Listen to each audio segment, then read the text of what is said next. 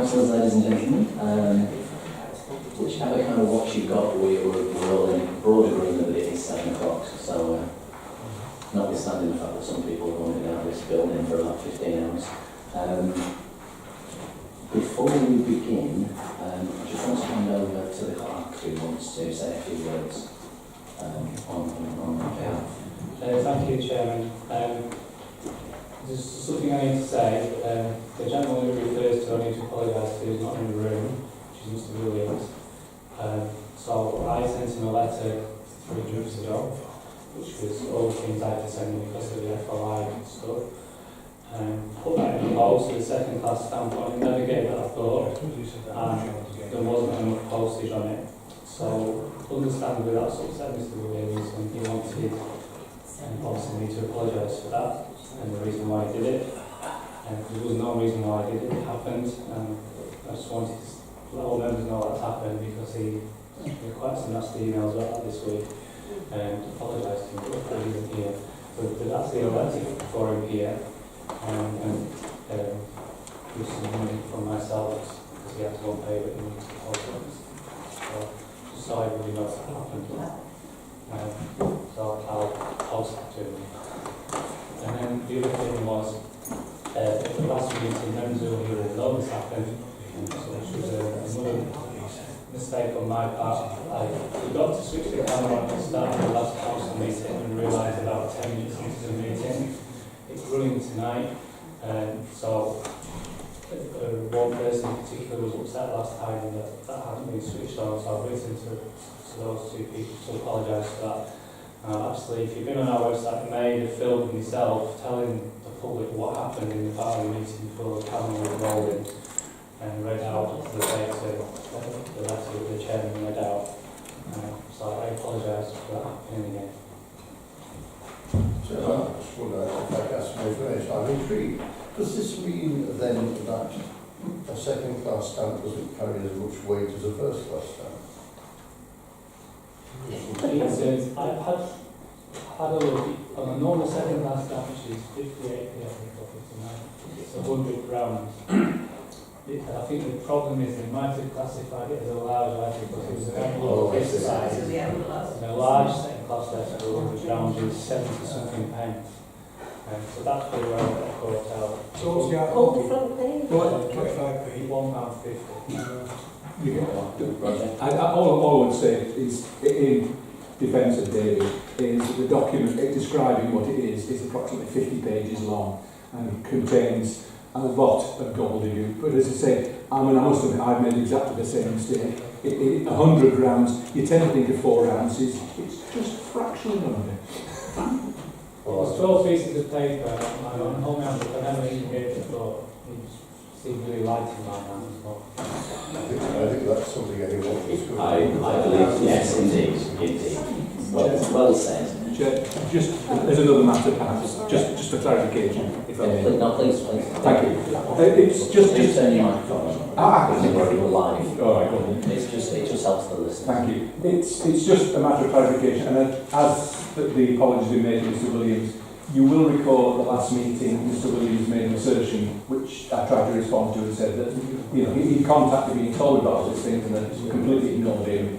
I've gone through all my emails and I actually asked him if he would send another copy of the email. I don't know whether the chair can ask the clerk whether that email has received, but as far as I'm aware, I've checked all my emails and all the documentation. I have never, certainly for about 6 or 7 months, received an email from Mr. Williams. What is concerning is Mr. Williams standing up in a public meeting and making an assertion not to be true. Now, people are going to say, what are you going to do about it? Absolutely nothing. But it does make me concerned that he does make issues and he tends to pick on people that, unlike me, can't respond in public. And I think that's something that the whole council needs to deprecate and say that we find it very unsatisfactory. Thank you. Chair. And to clarify, the clerk has had nothing to that effect. So, Can we have a point of clarification? Mr. Williams stands up, makes statements. yes. One in particular, he mentioned that the bush shelter in Norton was going to be knocked down. Not true. My information is that it's not being knocked down. What do you know about that sort of thing? unfortunately, people being wrong and saying things out loud is fairly common these days. Certain American presidency would take it to another. Yeah, he's taking it to an Olympic level. Good enough for an American president. Yeah, let's not do that. I did that in a speech last night. I'm going to get in trouble for it. Right. While we're in the mea culpa part of the meeting, before we haven't actually started yet. Sorry? What have you been doing? Right. This is about the View magazine. Many of you would have had this through your doors, which is the first attempt to try and communicate with our residents. One omission from it, which was an accident, slightly irked some people, which was that the Morecambe Music Festival was not included in the list of festivals in here. That is entirely down to a proofreading error and not including it. It wasn't out of any other motivation. I'm sure that lots of people in this room went to support that festival, which was an incredible success, and I pass on my personal congratulations to those who worked tirelessly to organise it. I certainly have had some very, very positive feedback from licensees and residents in the area who had a marvellous weekend. Any of my residents. Yes. No, I won't. I'm about this far from the stage. You should have gone there. No, I don't need to. With all triple glazed windows closed, you can still hear it perfectly. Outside bar at Morecambe. Anyway, so that's my apology Can I to just the say- organiser. Unfortunately, Yes. in there, it didn't go down too well with the residents. I was inundated with emails and telephone calls over the weekend because both the Dog and Partridge and also the Owl's Nest were playing outside, both at the same time, and they were caught in the middle. And there's a care home there and an elderly residence, but nobody seemed to know anything about it, about the festival. So, Well, it was very widely publicised, which is why it was so widely the older attended people really wouldn't have known, in 28 different venues across the town. But I think in the future, they need to kind of That see might who's be, playing first and who's playing later. it might be an issue for the environmental health people. Oh, yes, There is some there is. to organise it, maybe just keep it I did get in touch with them on Monday morning. But anyway, Apart from there you that, go. That's how bad on that front. Shall I now declare a retired interest? No. Oh, look at there. Right, now then, let's get on with the actual meeting now. And they are, apologies, I'll hand over the time for these, but we've got a few. The apologies I received is Councillor John Hanson, Councillor Hutton and Councillor Linda Page. I consider some other people not here. Councillor Dennis. Surely. And Councillor Shirley Byrne, sorry, I beg your pardon. Claire's at personnel. If it finishes early enough, she will be late. If not, she's not coming. Right, fair enough. And I've had Councillor Davis's name, so that she's sort of not at all ruled by the finding it really difficult to get around. But hoping for an operation soon. Do extend our best wishes to them. Right, thank you very much for that. The next item is declarations of interest, and that's to receive declarations by members of interest in respect of items on this agenda. Members are reminded that in accordance with the Local Housing Act 2011, it requires us to declare any disclosable pecuniary interest which is not already been declared in the Council Register of Interest. It's a criminal offence not to declare a disclosable pecuniary interest either in the register or at a meeting. Whilst not a legal requirement in accordance with Council Procedure Rule 10 and in the interest of clarity and transparency, members should declare any disclosable pecuniary interest which they have already declared and registered at this point in the meeting. In accordance with Part B, Section 2 of the Code of Conduct, members are required to declare the existence and nature of any other interests as defined in Part 8.1 or 9.2 of the Code of Conduct. Over to you, Max. Thank you. I'm now chair of Morecambe Homeless Action. On page 45, agenda 6. Thank you very much. Congratulations on your appointment. I'm not planning, so You're on planning. Yes, Right, okay. okay. We've got to go through planning stuff, haven't we? Any more for anyone? Yeah. Item 7, planning. Planning again. Right, wonderful. Okay. Yeah, cool. Thank you very much for that. Okay, the third item on the agenda is minutes, and that's to approve the minutes of the meeting of the council held on the 28th of June 2018, which are on pages 2 to 9 of the supporting papers pack. Are there any issues of accuracy to start with? If not, can we have a mover? Jim, thank you very much. A seconder? Brendan, thank you. And all those in favour of accepting them as a true record of events? Clearly carried, thank you very much. Right, now at this point in the meeting, we move to adjourn if there is going to be some public participation. So before we adjourn, it's always a good idea from our end to check if anyone would like to speak on an item on the agenda for up to 3 minutes. It involves coming to the front. We've got a microphone for you. So who wants to go first, Sean, or are you going to do it together? And of course, you're going to give it no problem. The protocol is for us to listen to your submission in silence and with respect. With 1 minute to go, I'll give you a 1 minute warning. Okay?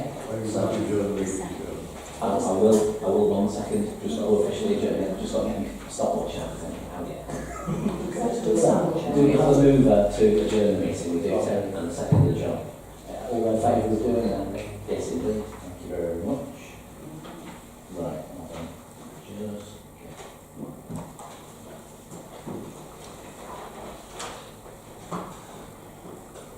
okay.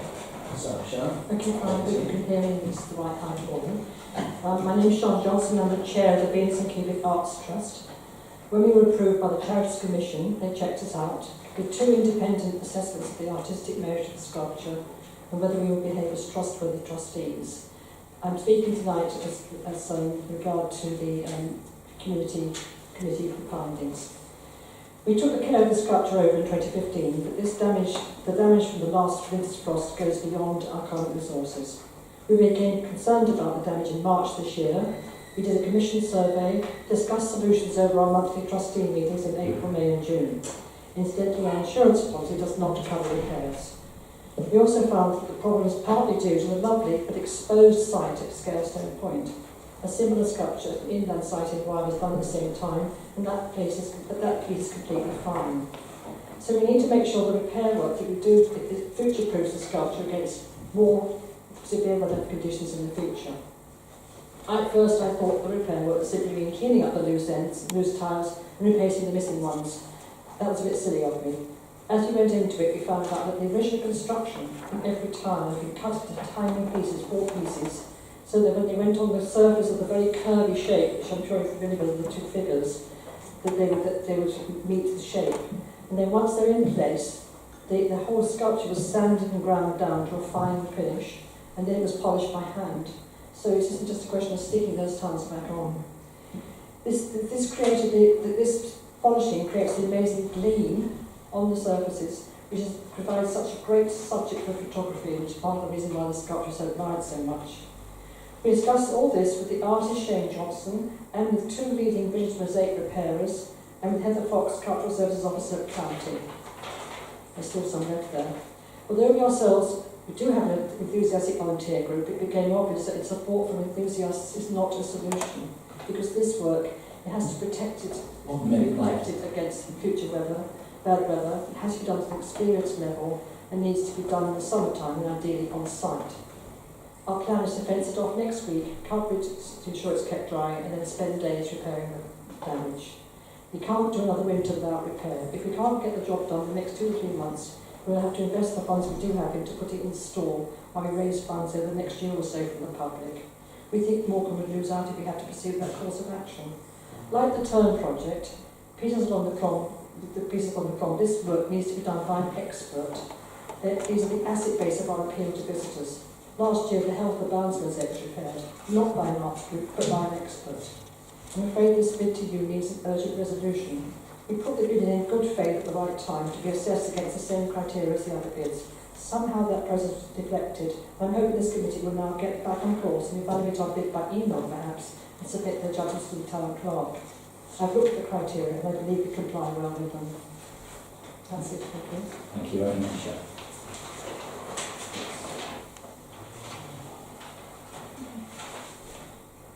Good evening. Thank you.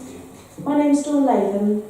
I'm the newly appointed secretary to the trust, the Venus and Cupid Trust, and I was brought up in Morecambe. To get a picture of how important the sculpture is to Morecambe visitors and local people alike, I've got some comments that have been left on TripAdvisor. I'm sure you're all aware, a global database. They're unsolicited, and people chose to say this about Morecambe, about the sculpture.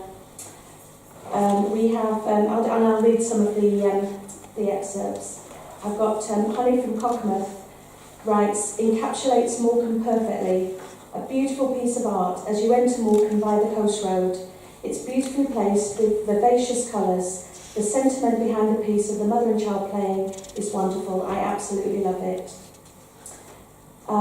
Pat from Manchester writes, this sculpture is amazing for both art lovers and anyone who appreciates a stunning piece of work.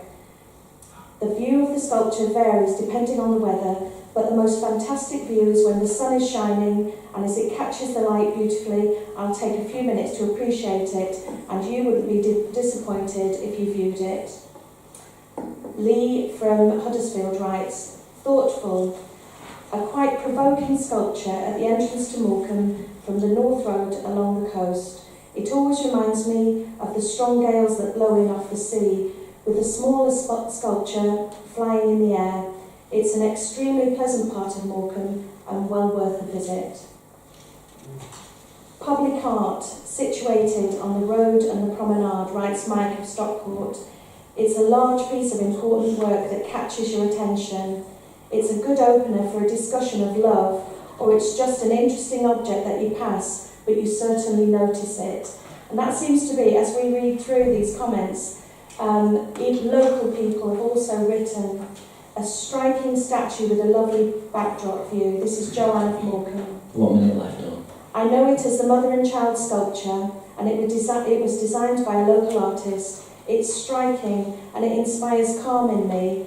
And on an evening when the sun sets and the view across the bay is lovely, I just like to see the world go by and admire this peaceful sculpture.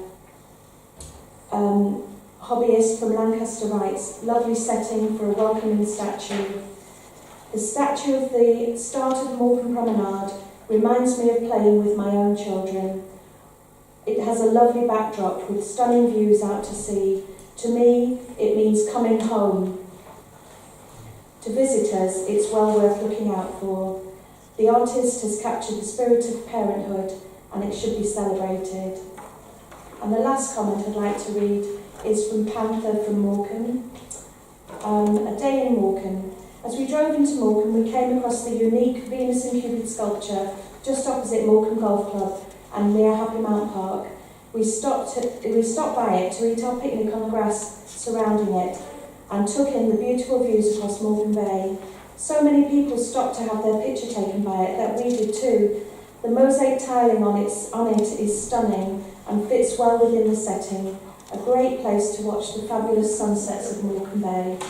There are just several unsolicited comments from the public that have been left on TripAdvisor about this beautiful sculpture. Thank you very much.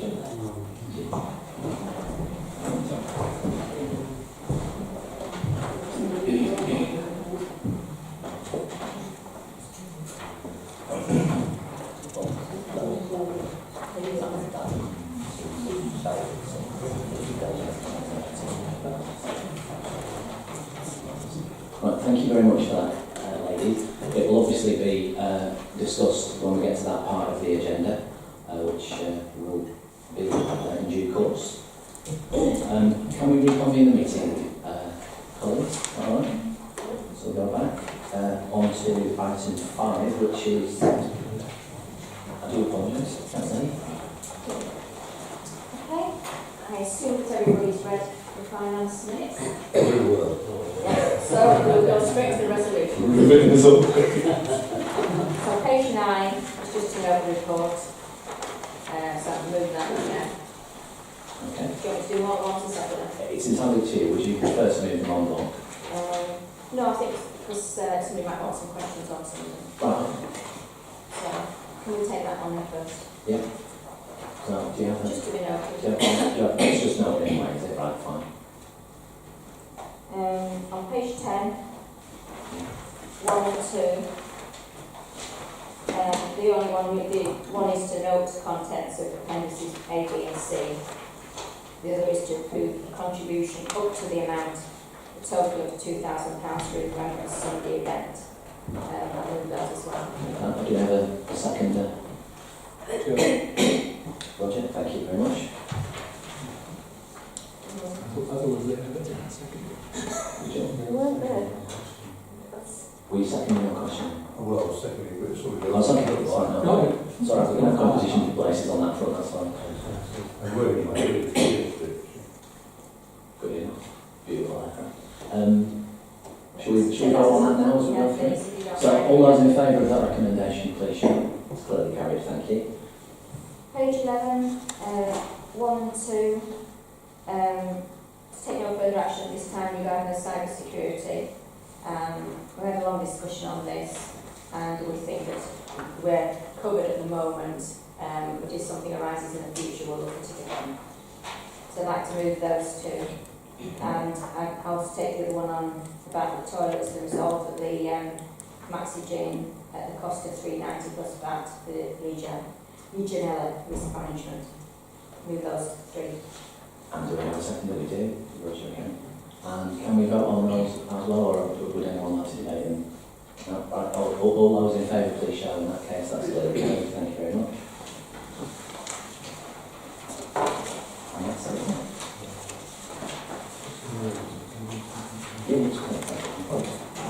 Sorry, Chair, can I just make a correction on page 14? It actually says clips and copies stored in the warehouse. I think it should go down as the bid, but it's actually the bid that is providing those.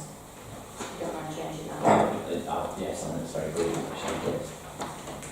Wonderful. Right now then, the next item is item 6, which is the Community Engagement and Grants Committee. Just before I call on the chair, who I presume was elected as chair at that meeting, which is Councillor Tracy Brown, I just need to clarify that neither Tracy nor June were elected as chair or vice chair of Finance and Management by the Community Engagement and Grants Committee. You can try and get away with a few things, but that's not going to be one of them. Yeah, absolutely. It shows we've been reading them, if nothing else. No, could never put in place in this life. Not at all, good thing. We've nearly finished before you go. So, I'm going out. You're So I right. don't go out on this one. This isn't planning. No, it's the We're on community engagement. Homeless Action Chair. Oh, you've got homeless action one? Yeah, you do then. Yeah, check, run for it. We'll wait until you get to the door before we start saying anything. Want to do that first? Right,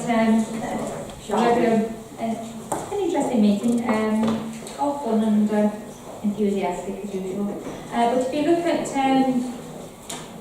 item 6 and what was resolved on that was the fact that we were looking at the applications that were put forward for the grant, which is the £500, up to £500. We did a scoring method, and the ones who achieved the scoring are actually named here as Morecambe Homeless Action, Lancaster District, and Morecambe 1940s Revival. We decided to refuse the Restore application because it was an identical application. We felt that we just put two applications in and see which one came through in the first. When you do your recommendation, I'm going to ask you to do homeless action as a separate item, so Councillor isn't excluded from any other votes than she needs to be. Okay, so where to go first?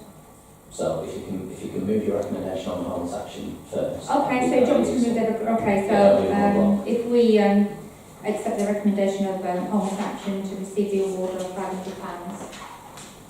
Okay, do you have a second then? One from wonderful, thank you very much. And would anyone like to debate that? Can we vote on it then? In that case, can you please show if you're in favour? That's clearly carried. And now if you take a deep breath in, and we'll get Max back. It's okay. And then she's not Just excluded. bear with me, I've got the wrong glasses at the cafe at least. Snap. I don't know if yours blur. It's true. Everybody's got blurry. Oh, I can see you, Darren. No, there's all the I difference. can't. Someone will leave it.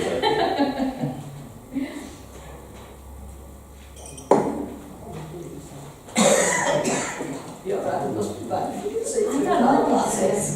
Nightmare. Too many late nights in here.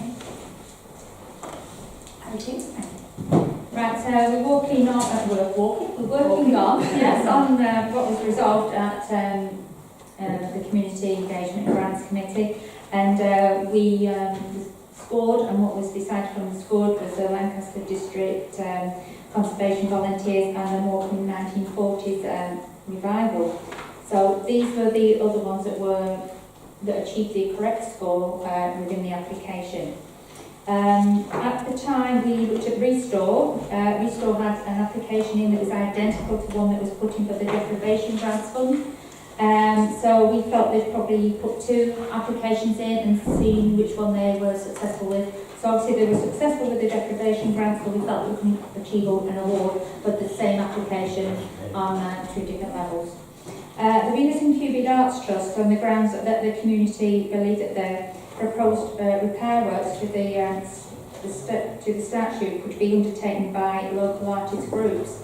Now, with this, we do give, we have given some money in the past to this statue. So what we were concerned about is the fact that we always seem to be giving to a statue that was put there.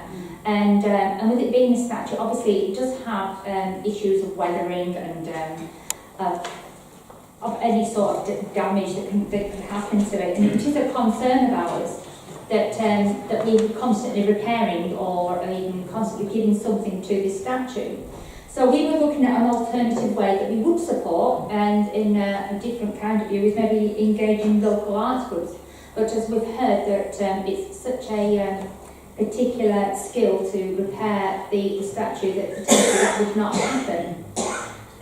But yet again, we could also look at other ideas of how to fundraise and to keep ongoing the fundraising so that the statue's repair would actually be kept on top of, especially through situations of bad weather and obviously being situated on the seafront.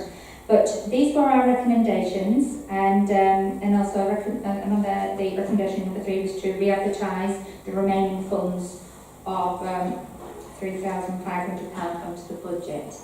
I'm open to questions. Thank you very much. Questions, Tricia? Sorry. Could you tell us how much match funding there is for the Venus and Cupid? I haven't got any match funding put forward. I think this might be an appropriate juncture to call on my colleague to my right, who wants to propose what she hopes will be a friendly amendment. Yeah, which I hope will be a friendly amendment. I guess it won't be. Because I want to amend it to say that we should send this back to the Venus and Cupid statue, send it back to Community Engagement and Grants Committee, because as I understand it, you didn't even look at it, you didn't even score it, because you thought that local artists could repair it. I mean, I don't know where you got that idea from, because it's a specialised piece of artwork. You can't just let anybody in the community throw stuff at it and hope that works. You know, you've got to take it back, and you've got to look at it, and you've got to go through the criteria, and I'm sure it might get to that criteria, and might actually, do it. So that's my amendment, is that we do send this back to have a further look to the Community Engagement and Grants Committee, for at least to be scored. You didn't even look at it to be scored, so I think you ought to do that. It don't matter, yeah, you did a lot of discussion, but you didn't score it or look at it properly. Well, before I go on to the hands that have popped up there, do you have a second there? Well, I hope so. There's a number of hands over there. David, I'll put you down as the second. Yeah. Thank you very much. Right, Claire's hand came up extremely quickly a moment ago. I'll get us around as many people as I possibly can. Roger, in a minute, and June. All right. But Tracy, Claire's hand went up literally instantly, so Sorry, but And I'll oh, you're going on now. Well, That's fine. Claire, I'll round up first. She signalled very quickly. We did actually discuss, it's not working. Oh, no, it isn't. We did actually discuss it at great length, and it wasn't that we didn't want to do it. There were several things. One was that the three repair artists proposed, none of whom were local, which we felt was an issue. You know, I mean local as in within 50 miles, you know, they were from quite a distance away, and we felt it didn't encourage local arts practitioners. There was a secondary point that as the statue had been created as part of a community project, we felt that it might be good not just to let anybody do it, but even if they brought a professional mosaic artist in, to teach local people the skills whilst doing it. You know, it was created as a community initiative, and this is community engagement and grants, and we felt that almost it had been taken away from the community, and it might be nice to put it back into the community. That was what the discussion surrounded. Okay. Right, Roger. Your hand went up quickly. Okay. Chair, I'm trying to express what I think. The Chair, I thought, made some very valid points when she raised the concerns that I think Claire has raised valid points. We delegate these decisions to that committee. The committee has spent a great deal of time and has worked through all the projects. What does concern me is that we could finish up in the same sort of procedure again and again. That, if you will, I'm hoping that people, and it's been said that what it might be to be taken indoors and repaired and then reinstated, that would be the worst case scenario if we didn't use the money. What the concern that the Chair raised is what happens if there's more defects appear on the same statue and more the year after. I think that there is a logical statement, and I think the committee took what was appropriate decision given the circumstances that were presented to them. And I think we've got to respect that. One of the difficulties, obviously, and I think I apologise, Chair, I'm using my mindful, was that the location of that statue was never intended to be in that position. So the problem that we've got is that we've got a statue that was designed for, shall we say, a less harsh environment, has been put into a harsh environment, and probably will need ongoing maintenance. We have an insurance policy that, as is usual, when it rains, the insurance policy puts the umbrella down and says you're not covered. But I think, I do believe that the committee took a logical and sensible decision given the circumstances that were presented to them. I do have a concern, is that if in all these circumstances, and you could get, for example, another one that was refused coming back and asking, you're almost sort of saying, why have the committee if you're going to sort of each time somebody's going to come back and say, I don't agree with that, I want it overturning. And I think I do not know sufficient about it, but I do know, if you like, its history and where it came from, where it was put. I think that we should agree with the standard decision taken by the committee, and I would support the recommendation of the committee. Thank you. Thank you for that. I'll continue to call on other speakers, except for the one bit of factual thing that was incorrect there, which is the decisions are not made by committees and never have been by this organisation. No, I appreciate it, but we asked them to verify the information. That's the whole point. The council is the sovereign body. Committees make recommendations. That's what it says in the Constitution. That's how much now then, John and David, right? John, did you want to say something? And then Me. And then you. Yeah, me. And then got you. Well, as with Councillor Dennis, I know something of the history of the statue as well, but if memory serves me correctly, it was originally to be located in Lancaster, and they didn't want it. Well, all I can say is their loss as far as I'm quite sure about that. And under normal circumstances, I would agree wholeheartedly partly with what Roger's just said about taking committee decisions and when they're taken, you've got a good reason not to support them. But I think there is a good reason here in the second bullet point, where it says that regardless of what Janet said earlier on about the decision and how it's made and the corrections given by the chair of the committee, the second bullet point says, believe the proposed repair works of the statue could be undertaken by local arts groups. We now know, and we found out tonight, that can't be done. And it is a highly, well, I think it's a highly valued piece of work. I certainly value it enormously.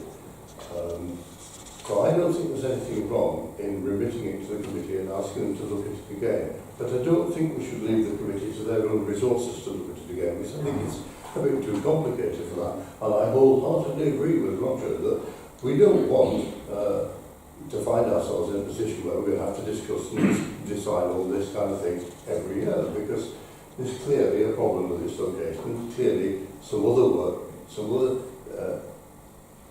procedure needs to be put in place to ensure its longevity and to ensure its continuation. So I think it should be remitted to the committee, but in the meantime, I think we should ask the Venus and Cuban Arts Trust to work together with us, if we can, to look at a way forward. And then when we think we've got a workable way forward, perhaps the committee can consider it, and we'll see where we go from there. That's all I suggest. Thank you for that. Right, I've got Jim, you're next. Yeah. Thank you, Chair.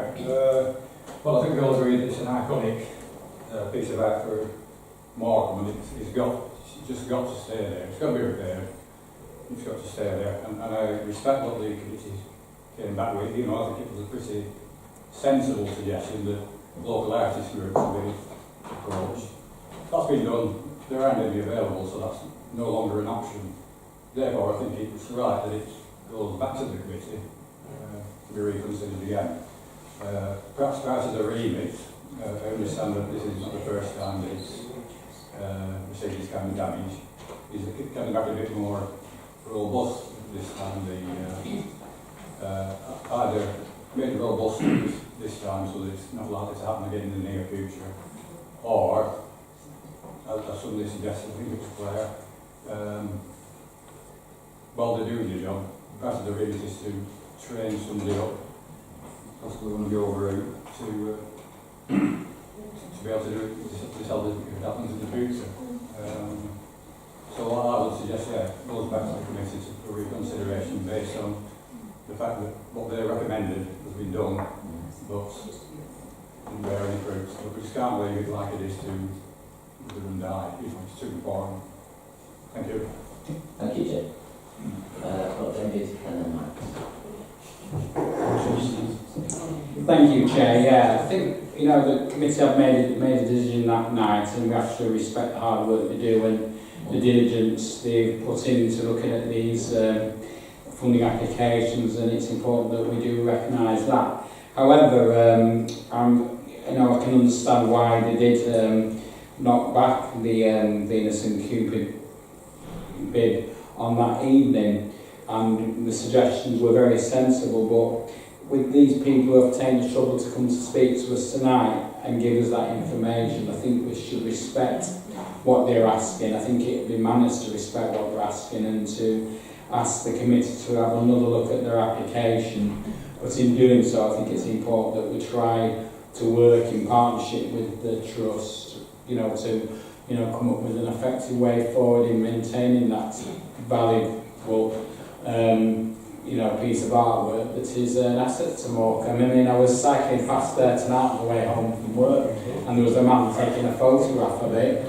So you often see people having a look at it and photographing it, so it is important that we are seen as a town council to be, certainly keen to maintain it and keep it in the situation it is. I think it looks great on the front, great piece of artwork, and it's unique to the area, unique to the northwest, and it is talked about around the country. Thank you, Dave. I've got Max and I've got Tricia. Thanks, Chair.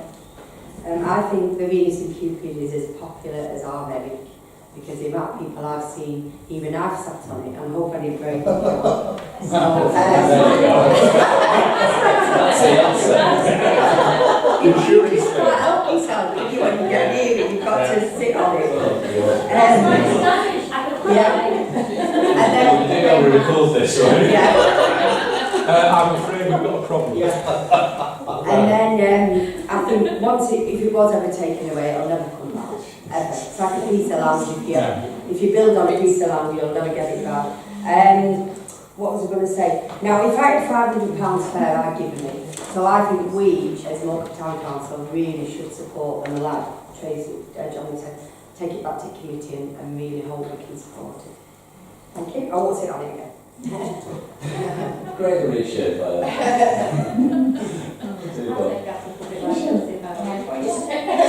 question. It's going back to committee. Yeah. One of the questions I'd like to ask is why it was built locally, sculptured locally. Yes. Why can't the original people fix, because they are local? Do you know what? I might have an answer there for you. Might you? Because the clerk has a number of points of clarity that you can... Can I just ask my second one first, and then can you? Yeah. And can I also ask, because I know there's lots of fundraising gone on for this, so it would be interesting to know what funds there are available to go towards the, if it goes back to committee. Yeah, the match funding and everything. Yeah. Of course. Right. I'm going to hand over to the clerk just to clarify a number of those things, because he informed me earlier on that at least one of the people that put a bid forward to be the repair of what's local, in fact. Okay, thank you, Chairman. So, Councillor, he asked the question a few minutes ago about match funding for the project. So, I don't know the exact answer to that, but I went back into the office to get the actual application form. So, the application form said that the trust were applying for £500, and that the estimated cost of the work was £2,000, and the £2,000 was based on the cheapest quotation that they received. We asked for three.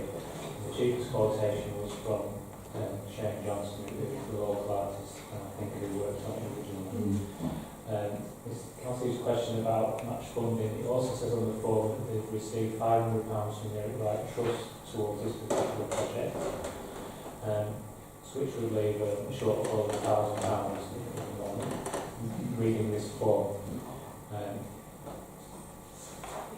In terms of Councillor's last question about funds available to the Trust, obviously, I'll go to the Trust meeting, we've got a meeting off their accounts that was sent in with the application form to the end of March last year. And at the end of March last year, the Trust had £313 in its balances. I don't know what they have now. So that partly answers some of the questions that Councillor Leach raised, but not all of them. Just the one about the local artists, why can't they do it? I think you can, because it's... Yeah. But he can. He's one of the people I think the question saying why can't you, is it a question? Yeah, because the committee put forward, the committee put forward that it should, if possible, go to a local group of artists to repair. And surely the original maker or sculptor would be the ideal person to be able to do that job. So why is he knocked out of the equation? It's not. He's on the list. He's on the list of people that He's not doing it for nothing. Right. And there's not enough money to cover his quote? No. Thanks. Okay. Anyone wants to clarity for us before we... I think the only other point to say as a clerk is whatever happens, and it will be the same in any grant you give, such as that Holmes action earlier, is we only pay out £500 once the project's been completed. So even if this goes back to the committee, even if then subsequently the council approved it, the trust would have to find the shortfall from somewhere to do it.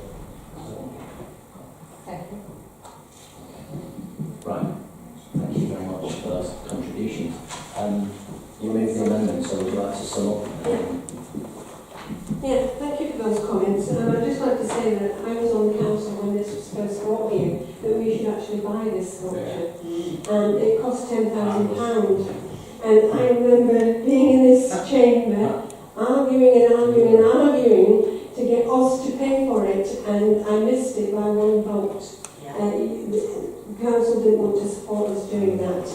And I know that Sian has gone out and got funding to get that sculpture here, and she has got that £10,000, and she works tirelessly to do that, and she wouldn't be here if she couldn't get it any other way, I'm sure.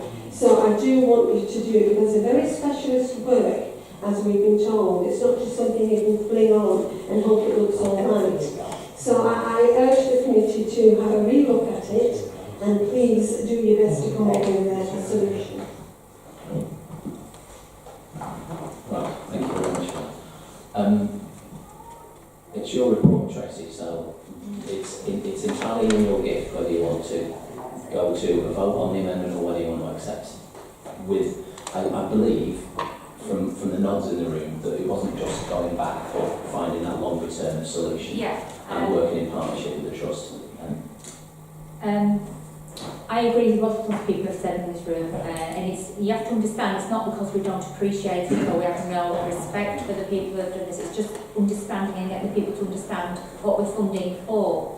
I generally do believe, as the committee believed, it's the fact that we have to be very careful of keep supporting something in various ways. It's like when we pay somebody for something and we keep on paying for it and we keep on paying for it. And at the end of the day, there's going to have to be a line drawn under it.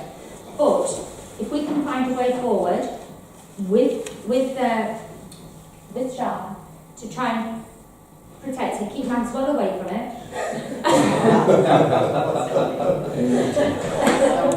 She needs public liability.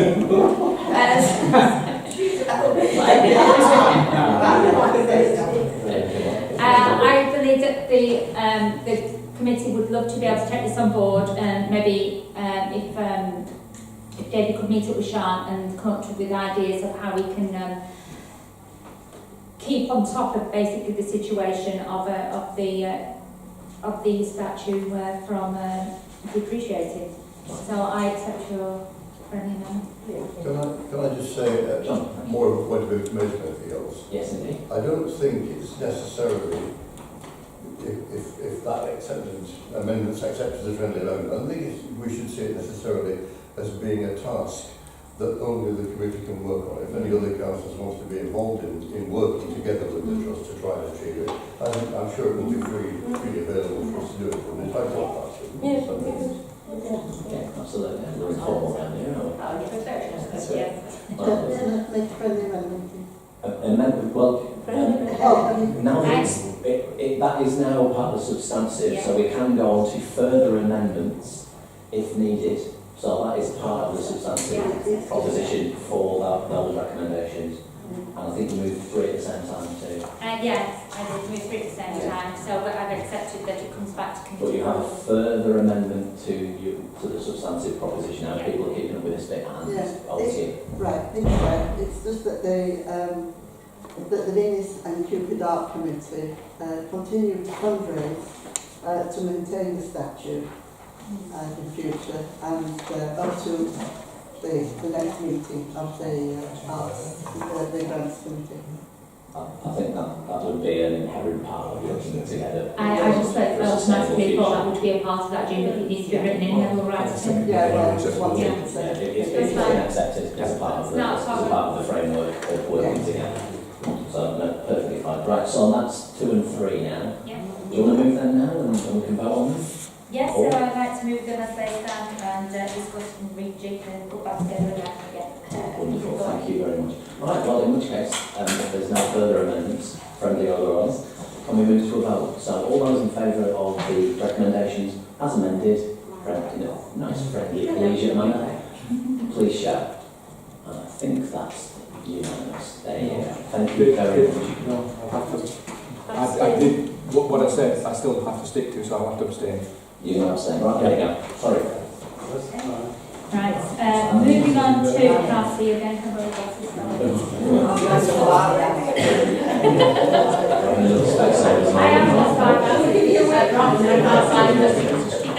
Right, moving on to item to community awards.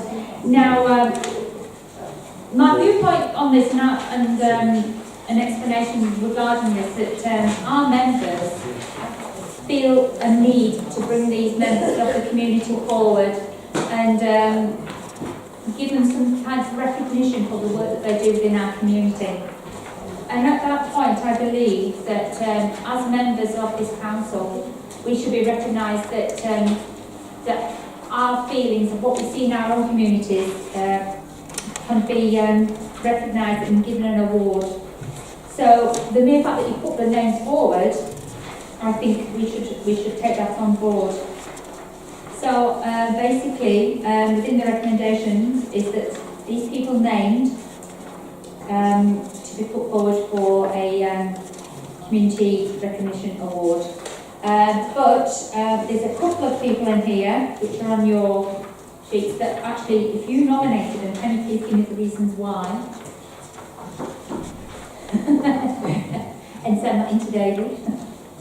I believe we do have some additions. Oh, just some additions. That you asked for. Yeah, Why I to did. move in these tonight. Yeah. The clerk. I- So yeah. Yeah.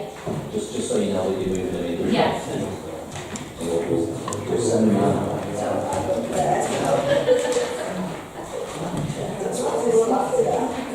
So you've got a clarification on the work that Gary Butler has done, which I'm sure lots of people are aware of, and some clarification on Mr. Peter McDermott. Yeah, I actually know what Gary does do, but not everybody does. Not fair, is it? It's just so that if you're then happy that that clarification has been received, you can move them all together. James, yes, sir. Yeah. I feel ashamed to say this, but there's a chap called, you might be aware of, called Steve Trainer from an organisation called Poppy Scatter. I'm very aware of him, yes. Responsible for all those large poppies they do. Yeah. Decorating everything with the wall. He's a fabulous guy. And some planters and If he's not sold. I would happily support if I was going to the I won't miss the boat, but you know. Do you know what? This is the centenary of the end of the First World War. Yeah, Steve is doing unbelievable work for all of us at the moment.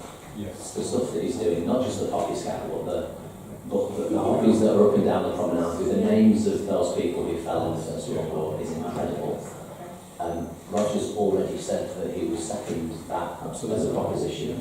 I suspect Tracy would accept that anyway as a friendly amendment. I don't want to put words in her mouth. But I would personally be extremely proud to support a nomination for Steve because of the work that he does, especially in this year of all years.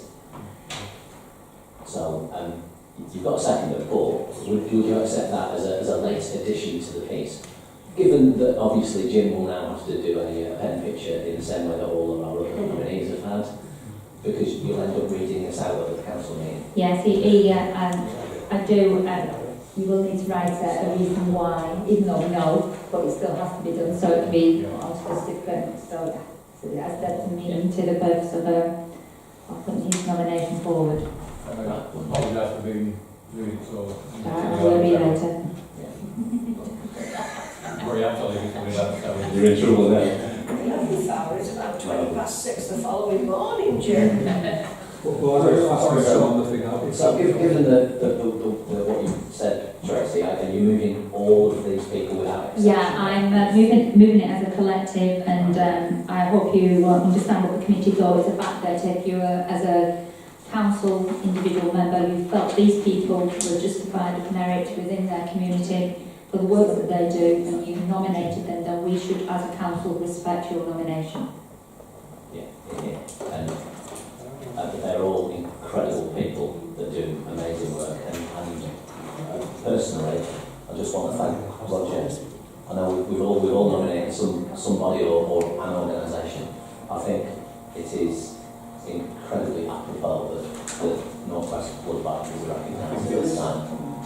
I went with them at a funeral. you don't realise Volunteers. they're purely volunteers Yeah. and they've lost a great man. Yeah, so we'll have to, I think one of the things we will do obviously is do the certificates, etc. and the reception upstairs like we always do, but we really should roll the red carpet out for all these people because they are incredible citizens of our district. No pressure, David. So you've moved them and you've got a seconder, have you? Yeah. Claire, thank you very much. Would anyone like to debate the proposition? Tracy? Yeah, I'd just like to ask what the actual criteria are, because I get all these individuals who are all volunteers, but I'm not sure about the committee for organising a festival. The criteria is made a significant contribution to the advancement, well-being and welfare of the people involved in the voluntary capacity, demonstrated excellent citizenship or committed a one-off act of heroism, selflessness or bravery. So, I cannot see any of these people who don't meet at least one of those criteria. Or in fact, many of them meet more than one. Oh yeah, I agree with But that's the criteria. Any more questions or anything? Right. John, sorry, yes. I don't have a question, Chairman, and I don't disagree with any of the nominations. I'm just going to make a comment entirely without prejudice whatsoever. The final one on this list is going to be a bit of a hostage to fortune, given that we have in the past refused their grant, and they may well come back for another grant in the future, and if we refuse it then, it's going to look very strange. I just mentioned that as a consideration. I don't mention to put you off first of all. Not for a single minute. One of the reasons this person was nominated was that despite the fact they were gravely ill, they carried on and did the festival anyway, even though they were actually admitted to hospital in the middle of it. They carried on and did it anyway. It wasn't just about putting a festival on, it was about going a bit above and beyond. And I don't think they will be coming back. They have quite a sound business plan, and I don't think we're going to open ourselves to more applications. I really don't. Right. Thank you. It wouldn't bother me if we did. We had to make decisions. No, you make an important point there. Okay, so we have a mover and a second. Should we move to a vote to accept these incredible people onto the burgeoning role along that we have? All those in favour? That is unanimous. Yeah, you can do it. Okay. Any more? Just got a suggestion, probably in appropriate time to give a suggestion. But seeing this is our sort of fourth year, our last year, and what we're doing, would it be an idea to invite the other ones back who have also received awards? When we do the awards, just an idea? Celebrating the 4 years that we've had as a council. You might have fairly full room. I think we've got the whole lifeboat thing. You've got quite a large number of people here. I suspect the blood bikers will be bringing them. They'll be bringing You will have a few of those. There'll be a few of those. I know a few of them myself. So. Yeah, and that's the other thing is that we've honoured people in the past. They've had a special night with us, and it's about recognising this contribution. And to be honest with you, even though we all concentrate on these things, that term of office is irrelevant when it comes to the things that these people have achieved for our neighbourhood. So it's next year's not that important.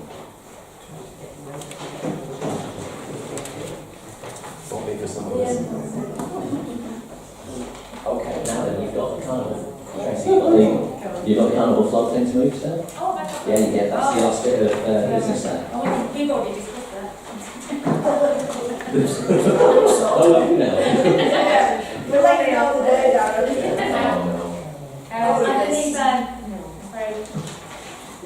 I believe that David has something to tell us on the carnival float itself.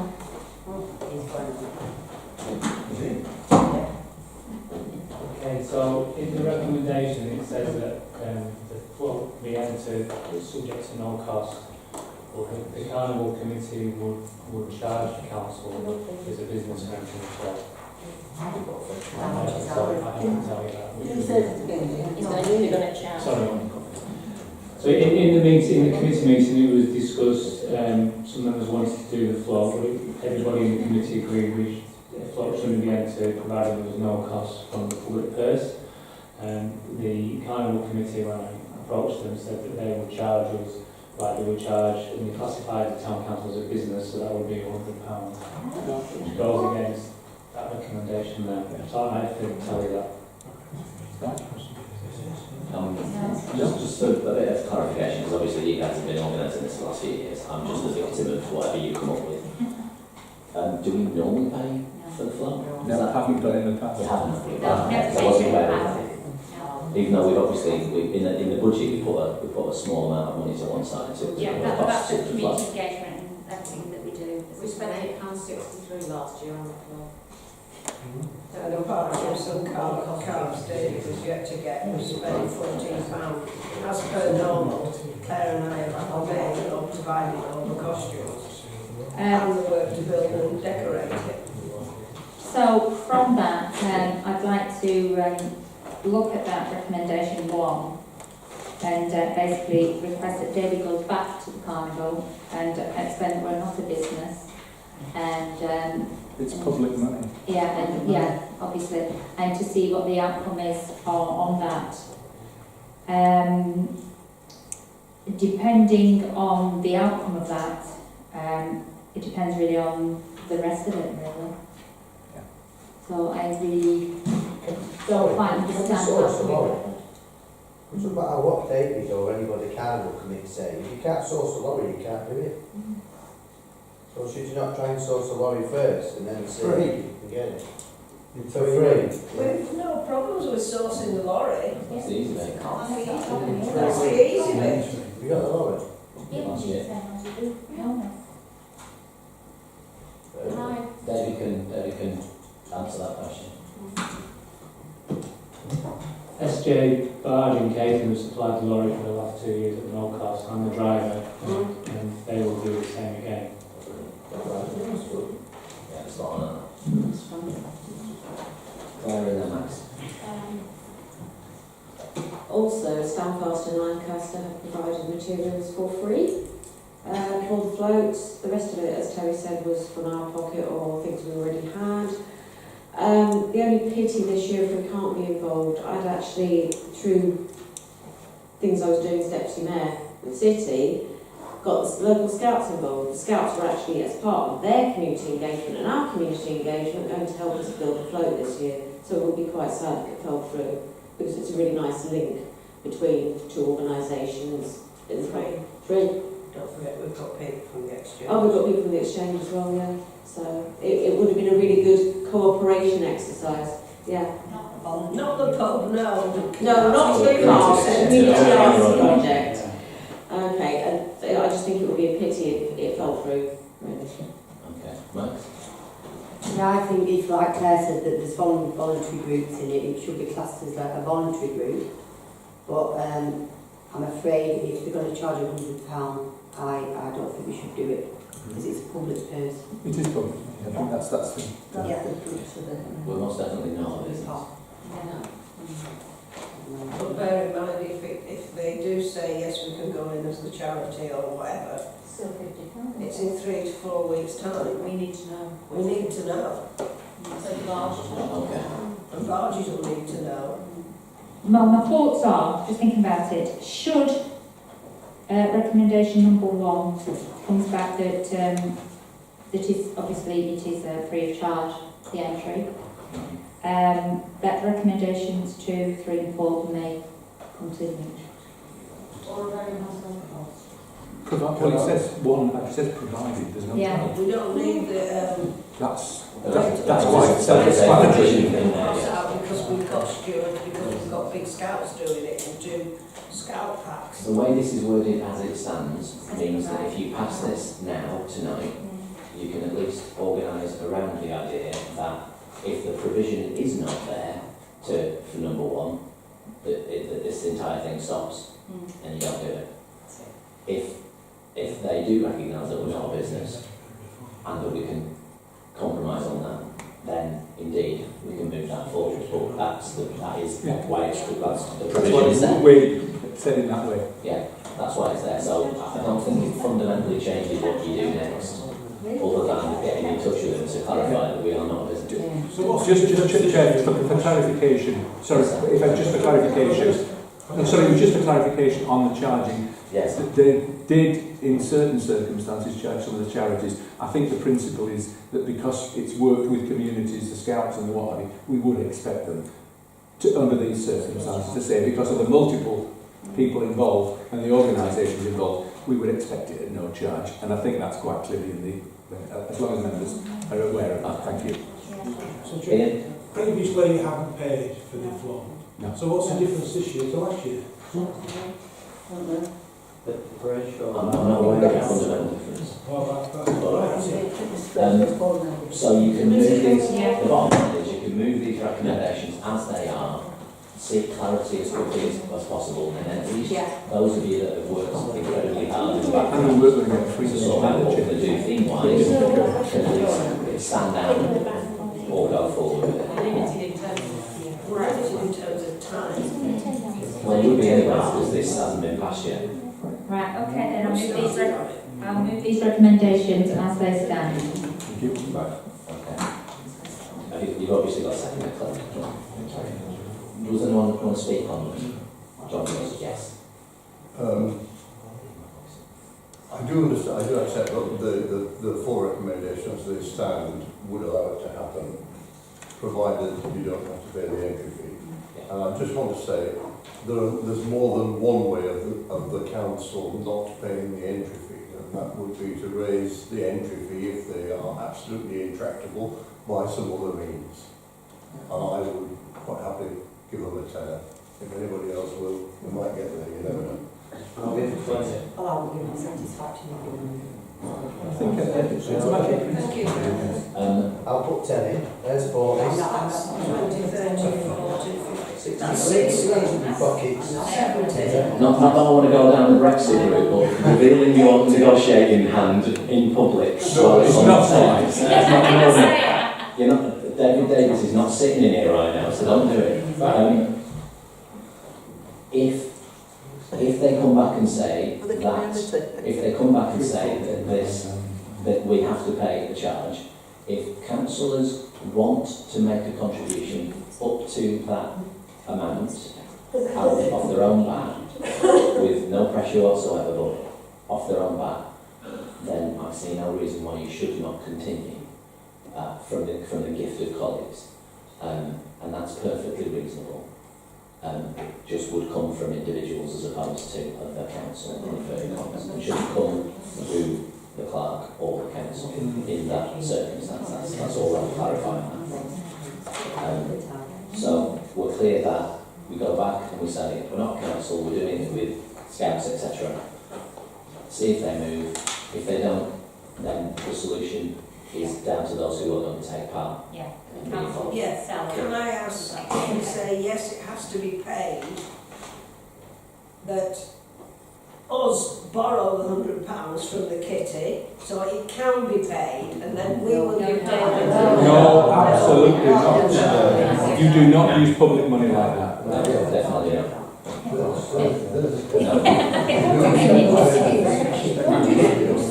Do not let this man near your Brexit negotiations under any circumstances. Right, you clear on how it's going to work? Can't come near the books of the council. If they are intransigent on it, then it cannot come through the books of the council. We're all clear about that, right? Yeah, good. So, and with that, you've moved them, we've seconded them. Can we vote on that? Are you clear that, nothing comes out of our books one way or the other? Okay. So can we start bringing out can we have a letter for staff last week? So, can you please show if you're in favour as it stands, the way we are?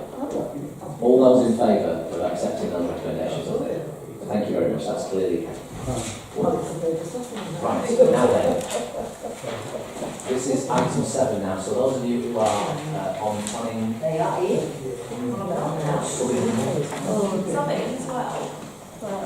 If you might sort, and there's a very high probability of sitting on planning and stuff. I would recommend that those who sit on it or are subs on it do not take that. Thank you.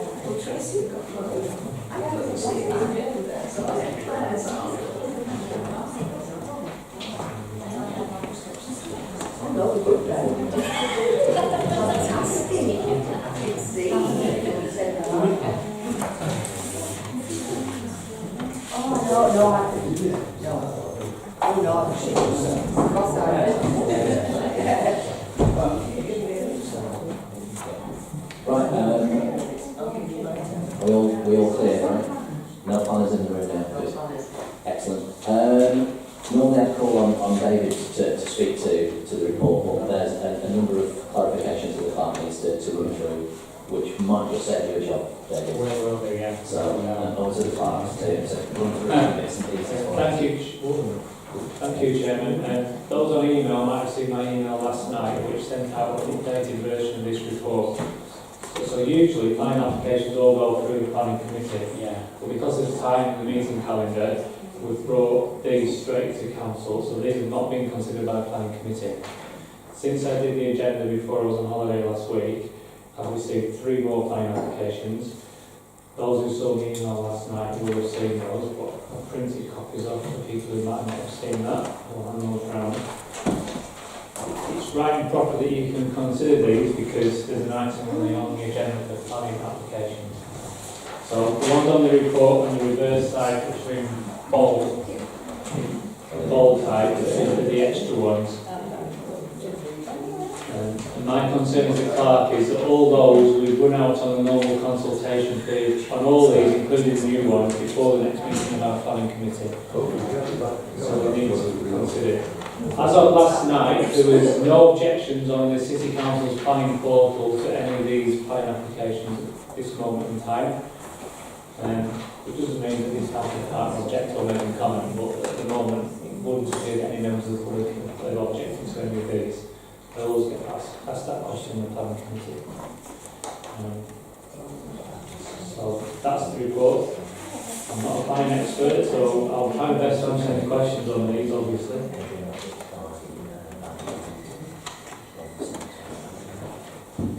As a clerk who sits in the planning committee all the time, I suspect the sort of application that will jump out at the planning committee will be the Hadrian Road one. I'm not speaking for or against it, purely because it's quite a large-ish development of 17 dwellings. So there's no objections to it, but it only went live on the City Council system a couple of days ago, which might be the reason why nobody said anything more than the other. Is that a local developer doing that?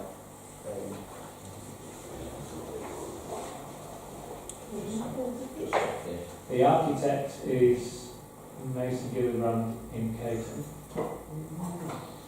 That was answer the question. I was on the plan with me, but if you give me 2 seconds to go and look at it, I'll just look at it. What kind of house is it? Kind of house is it? Yeah, sort of dwellings out. Does that mean anything? Circle down. Where is it? Down by It's one down. Where? It's down the back, you know where MTC is? Yeah. It's steady round back. Oh, yeah. Somewhere. Does that have a chance? Yeah. Which probably makes it. Whose ward is it in if it's on here? Is it Tommy's on? Yeah. It's technically in Torres on board, isn't it? So it's on more. It's very, Oh, very yeah, I know it. dubious Yeah. access, whether it's in or board. I mean, we certainly go up to the end of Hadrian Road, but we go beyond that, I don't know. The only thing, That area anyway. Chair, the only thing from memory that we did come across. Sorry, it is on a line of a gas main. There is a planning thing on it, so just might be worthwhile just mentioning, as the health and safety executive being consulted on the matter. It's not going to blow us up. No, it's about evacuation when you get elderly and what. It was about 4 years ago when it came up. They're not going to be big dwellings because it's only a small area. No, but it was just It's the inside. nature of the residents. It's inside horizontal because it was inside my county. Yeah. But they're not necessarily custodians anymore, are they? No. It's only a little bit that's been taken out, and it's not that big. But it's the general area of Thomason anyway. Yes. It's a bit where the sort of boxy houses are. It's where Andy Warren lives down there. Oh, yeah, on the Broken Street. So they can go up. Further up. Oh, the Avenue says there. That's near the cemetery, isn't it? West Hill Cemetery. It is.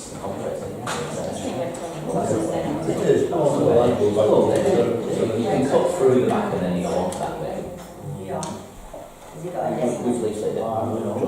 Just Oh, leafleted everywhere.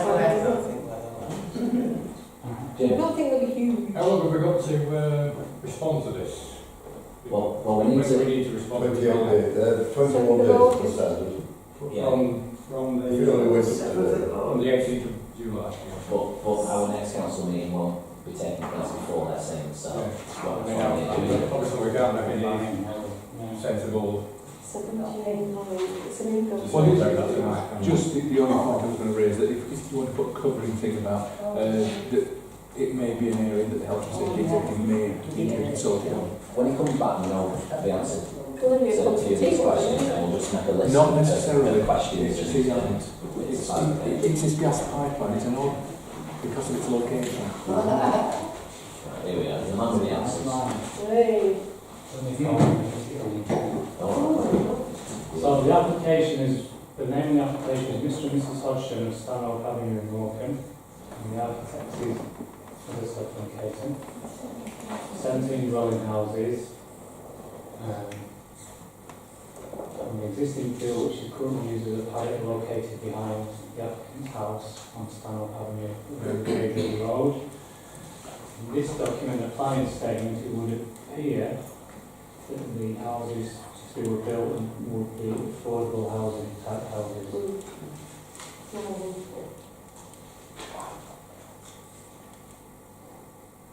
Answers the first two questions.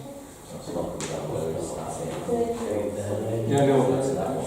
no worries. So, Roger just wants us to raise a concern about the gas pipeline.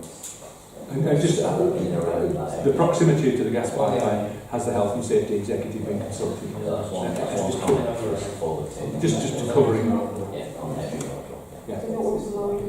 It's not particularly that, it's the fact that they don't want elderly. They don't anywhere which could be evacuated quickly. That's the rule around The access is going to be from. Oh, yeah.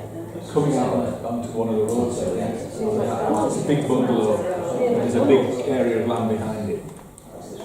Yeah, but where is it actually on the application? I would have thought we'd have access and one for here and room. That would be a minimum, I think. You don't want one, not from that. Not from That's it, what you're planning from.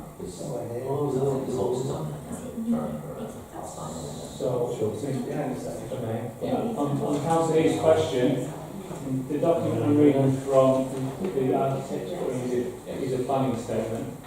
And this is a pre-application advice application at this moment in time. So an access, it says in here, access to the site is by the extension of the existing Hadrian Road, which has direct access from the Bay Gateway. The site will also be able to be accessed from the Morecambe to Lancaster cycle path. That's what we've said about access. They've gone that way. Yeah.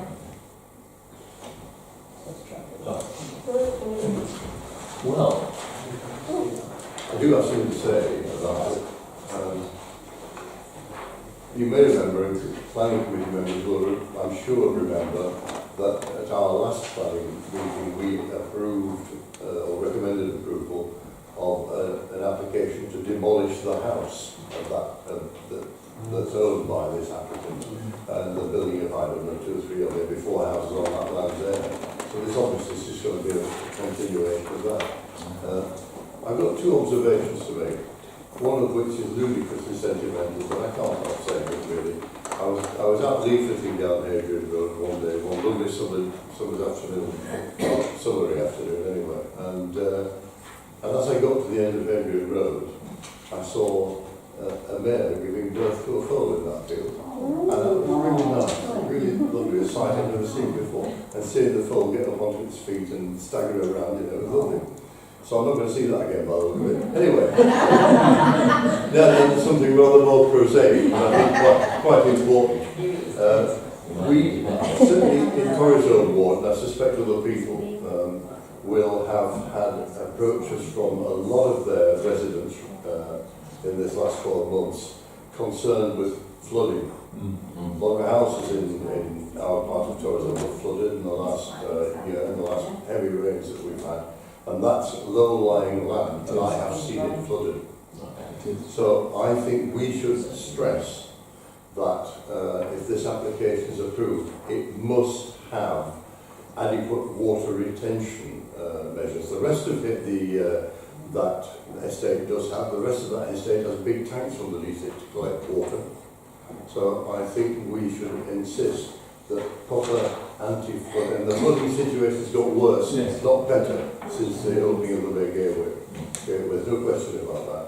So adequate, perhaps more than adequate provision should be made for, because of future developments, should be made for water.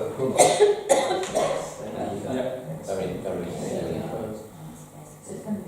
just because it's one of the bugbears of myself and many of my colleagues, can we also clarify you don't need to read a bit about the fall being bought.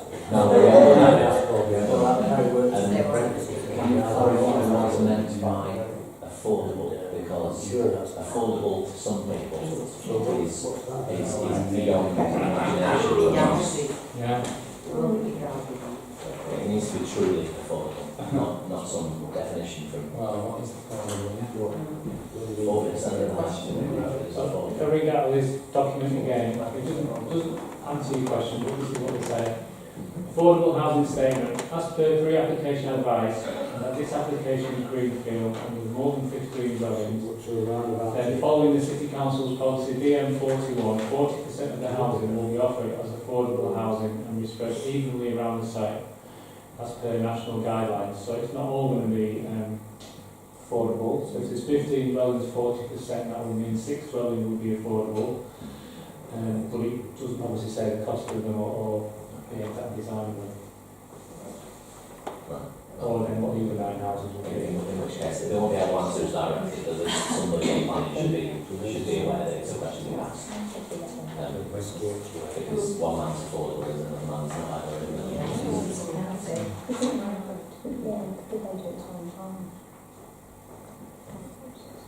And with that, It's going to be daunted if they comments on any other applications that any I think it's just a gas pipe, particularly the we've got two. that, we've got that, we've got flooding as well. Okay. Do you have something to all understand? Yeah. Is there any way we could suggest on this development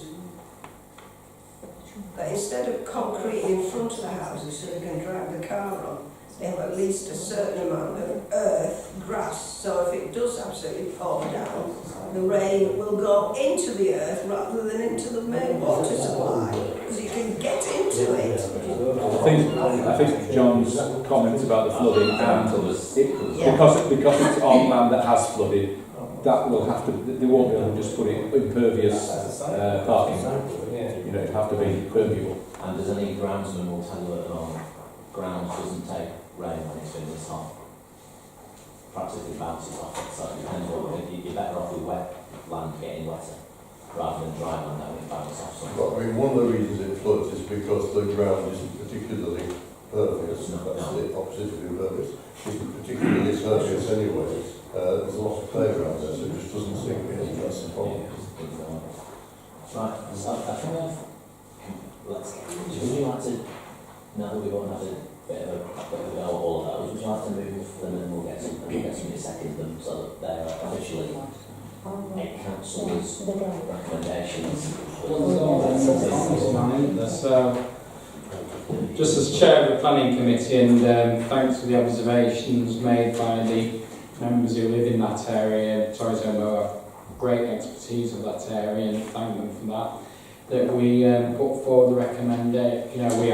We make no comments on the rest of the planning application, apart from the one that regarding 1801-00671 OUT. The 17 dwellings, we just need to put forward the concerns raised tonight, and hopefully the planning committee, when they meet, thanks to the council, will take those on board. I'm sure they will. Thank you. Right, should we move to then on that case now? We're going to vote, yeah? I'm going back into it vote. So, are you voting? Yes. Okay, all those in favour of accepting that? There you go, clearly carried, thank you very much. Now you get it.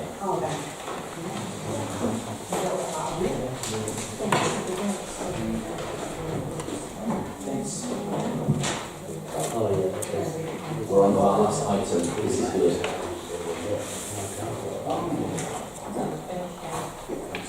Yes, we've got one item which is the Carford letter.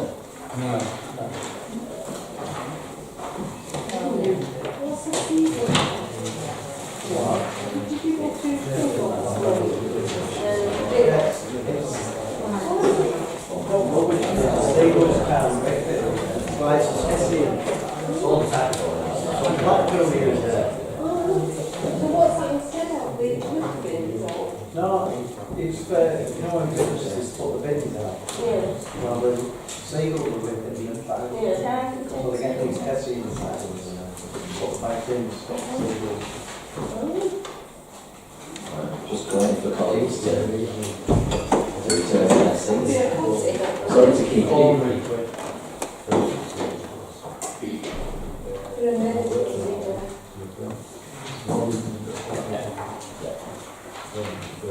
Right, the next item is about a letter that we've had from Cardiff Town Council. Parish speaks onto parish. So I'll get the clerk just to run through it and then I'll come straight to Chair. I've put on the agenda, word for word, what the email from the clerk of the Town Council said, so it's more way, I can't add anything more than this. In my own mind as a clerk, I would find it difficult because it partly implies there's no cost, but in my mind says there must be a cost to it. I suspect you could make income, as it says in those council just said, so that might not balance the cost. They've got into all the other parishes in town, well, all the other parish councils in the area. And we are the only parish town council that has an actual cinema in our boundary, I think. Whether that's relevant or not, but that's something to look at relevant, potentially. That's all I can say, really. Right, okay, thank you. Yeah, that is all we've got, Tricia. Yeah, I think it's a great idea for small towns and villages, but I don't think in Morecambe we could accept it because it would be a detriment to the 4 streets that we've got. It could end up them losing money and losing jobs. We're not in the same place as other small villages and that. I think we should write back to them and say, I really hope you've had a success with the project, but because we have a 4-screen cinema in Morecambe, we don't feel that it would be right to go against them. Thank you. Claire? I, on the other hand, would say there are plenty of people in Morecambe who can't afford to go to the 4-screen cinema.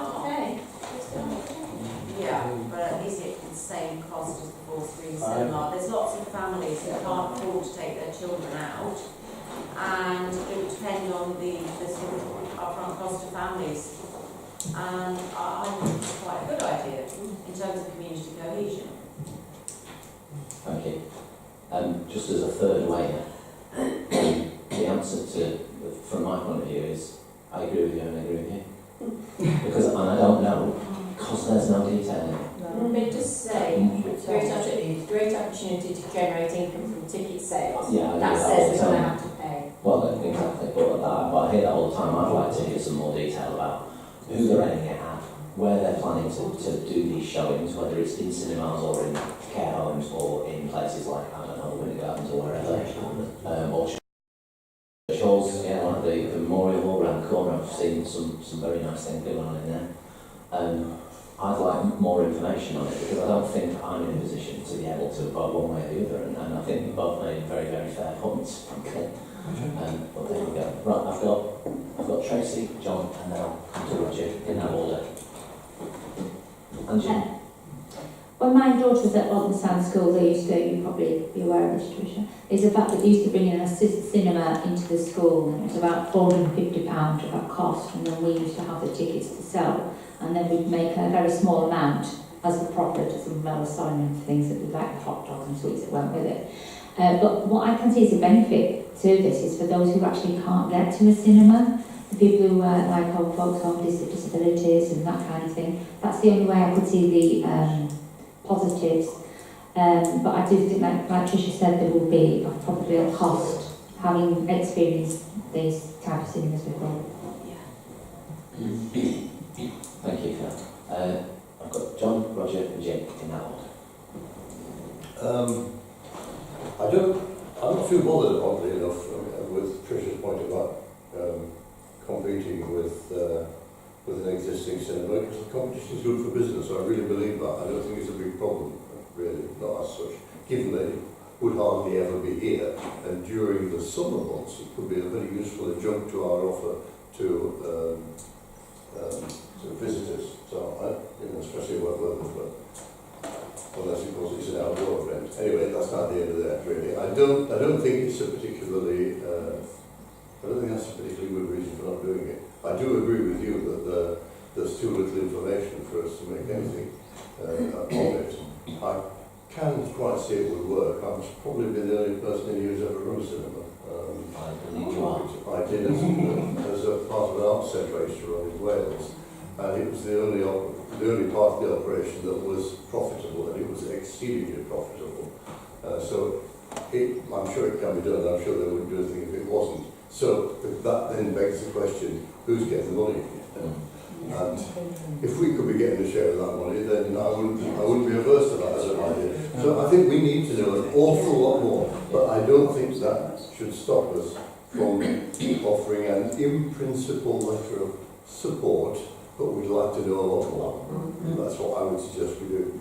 But before you take your seat again, just because you are the expert in the room, and we should use the expertise that's here, would it make a difference depending on, say, what era the movies were from, say, for instance, because if they're not current movies, and they were, I don't know, some yes, stuff, classic cinema does make a difference. Yeah. I remember once at the Leeds Playhouse, they put on the late Friday night, they put a double bill of Swing Time and Top Hat with Fred Astaire.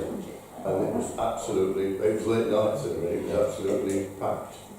Absolutely packed. It's the only time I've ever been to the cinema and heard the audience give a round of applause at the end when the film's finished. Basically speaking, you just pay a percentage for the rental of the films, so you can't really lose. As long as you cover your costs of operating, you can't really lose, and that's why you can make quite a lot of money. And the older the films, as a general rule, the better the percentage you can get, because they don't come out a great deal of percentage, unless they really are classics, like Jacques Tati and things like that, which tend to be the preserve of one agent who charges a lot of money for them. But as a general rule, they're not. Just say on the latest 80 films. So does it? Yeah, just say the classics. It might be I suppose for some people that would be old and classic, wouldn't it? Maybe the bridge one if you just said that. Right, I've got Roger, Jim, and Terry in that order. I was just going to point out that I think you need to be very wary now that the 80s are still under copyright, so every time it's played there is an amount of money to be paid for the paying of it. And I think, as you say, the Jack Tatty and one or two of the other equivalents of the older ones that people would like, and now rather like some of the, if you like, out-of-date drugs have been bought up and suddenly resold at incredibly high prices. That's one of the unfortunate things that happened with that. Yeah, can be. I mean, you have to negotiate. This may be different, it may work differently, but as a general rule, I had to negotiate for every film, but as a general rule, I only had to pay about a third. Yeah. For someone like James Bond, I had to pay 45%. It is just that there are a lot of costs that, if you will, this application does not appear to have clearly indicated, and that's where you get the ouch. Yeah, well, it's not an application, is it? They've written to us asking whether we would be intrigued. Yeah. Yes. We are. And we are intrigued. We just don't know enough. Come back with some detail, please. Jim and Terry, and then we'll wrap it up. Yeah. Yeah, I'm just agreeing with the general consensus. You know, there's not enough information to make a sensible decision tonight. You know, it could be a complementary thing, but by the sound of it, it's saying that they're offering the latest empty films. You know, which is in direct competition to you. We might have a problem with that. You know, this really was done to a certain extent that that's not important. So I think you know, no one's called any bad, really, you know. But it could work, you know, but we need more information. You know, it's complementary to your mainstream cinema. It's great, you know. I think it should mainly be aimed at the more outlying area rather than the town where we are, you know. Could I have another piece of information? Yes, please. That might just clarify some of that and the competitive element of it as well, because I've forgotten this before. As a general rule, there'll never be indirect competition for any of the films that Reel are showing, because Reel, having 4 screens, will be able to put a bar when they're showing them. They can do that. Oh, right, okay. And they almost certainly would. So that market works, is it? Right, okay. But our house films, we have no equivalent produced here. That would work. That is what I'm thinking of at the moment, in fact. Terry, you're the last speaker on this. Yeah, the actual idea is a really good idea. They're not the first in this region to do it. My daughter and 2 of her friends have been doing it for the last 3 years in the Winter Gardens. Every 6-8 weeks, the pop-up cinema. They've got a cinematography, something or other license to show them. Because Antisocial, anti as in auntie and uncle, is a registered charity, they get massive discount on the actual films. Every Halloween, it's a total sellout. Weeks before, they show the Rocky Horror Show. Oh, yeah. Everybody goes dressed as characters. Do the dance. Louise and Kath do the usherette woman at the front and sell popcorn, Coke. People will pay. The only stipulation is no alcohol. And the Winter Gardens won't let me use confetti, which is quite fair enough. But it pays. If they gave us the information of maybe half a dozen films from each age they're intending to show, how they were going to finance it, and a rough idea of where it was going to be, I can't see any problems with it. The flavour is that we write back to the clerk of the Town Council and ask for a number of points of clarification, so we get a bit of detail and then bring it back to you. Can I just add one small point? I Indeed. used to live in Hebden Bridge, and Hebden Bridge had one cinema. Hebden Bridge, yes. And it was threatened with closure, and the town bought it. And they run an extremely successful community cinema. They make lots of money to put back into the council coffers, and everybody's happy, and they run it at a subsidised rate. And you used to go through like 50 pence and get a cup of tea with your ticket, and it's great. And there's plenty of, like I said, there's plenty of families who can't afford £7.50 a ticket. So as long as we weren't in direct competition with people, I don't see a problem. I think it's a great idea. We will come back with much more detail and hopefully have as many questions as have been posed this evening answered on your behalf. Before we finish, the clerk has an update on the apprentice situation for you. No, this is not an agenda, but one or two members keep asking me what's happening. So it's been advertised, the closing date is the 30th of July. There's a link on our website to the process to apply for it if somebody's interested. It's actually advertised on the good.uk website as part of the national apprenticeships. So when we get to the 30th of July, the resolution of council was that the personnel committee meets to shortlist the applicants. And then following the shortlisting, there'll be interviews and those will be undertaken by the chairman of the personnel committee and the vice chairman, which is Councillor Dennison, Mrs Hanson and myself. So, all things being equal, primary meetings by the end of August, that might be sorted out. Can I ask a question? Indeed. For the applications for apprenticeship, is there an age limit? No. No, okay. Anybody else like? Yeah, I'm a bit. No, I know it's not. Okay, right, well, with that concludes the business. The date of the next meeting is Thursday, the 20th of September.